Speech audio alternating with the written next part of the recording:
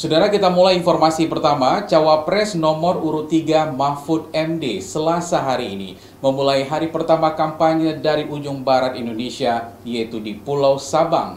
Tiba di Bandara Maimun Saleh, Mahfud MD dan rombongan langsung bertolak ke Desa Jaboy untuk menyapa warga.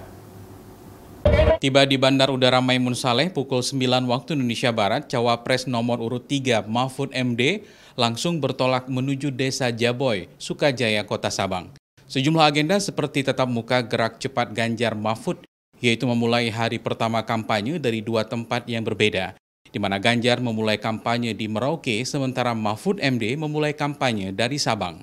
Untuk Aceh, Capres dan Cawapres nomor urut 3 memiliki program mensejahterakan guru ngaji, di mana ribuan guru ngaji di Aceh dinilai masih belum sejahtera dan memiliki penghasilan di bawah rata-rata untuk kesejahteraan ekonomi mereka. Ya, kami punya unggulan nanti guru-guru ngaji ini akan kami beri perhatian khusus seperti halnya di daerah-daerah lain ada yang lebih butuh soal kesehatan, lebih butuh alat pertanian.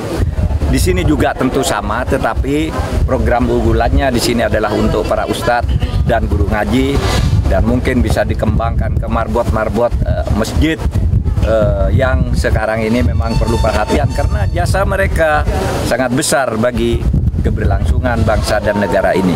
Selain itu, sejumlah agenda lain juga dilaksanakan Mahfud MD di Desa Jaboy, Sabang, seperti sapa warga, launching logo dan APK, makan kuah belangong, serta ngopi bersama Gen Z dan influencer lokal di Sabang.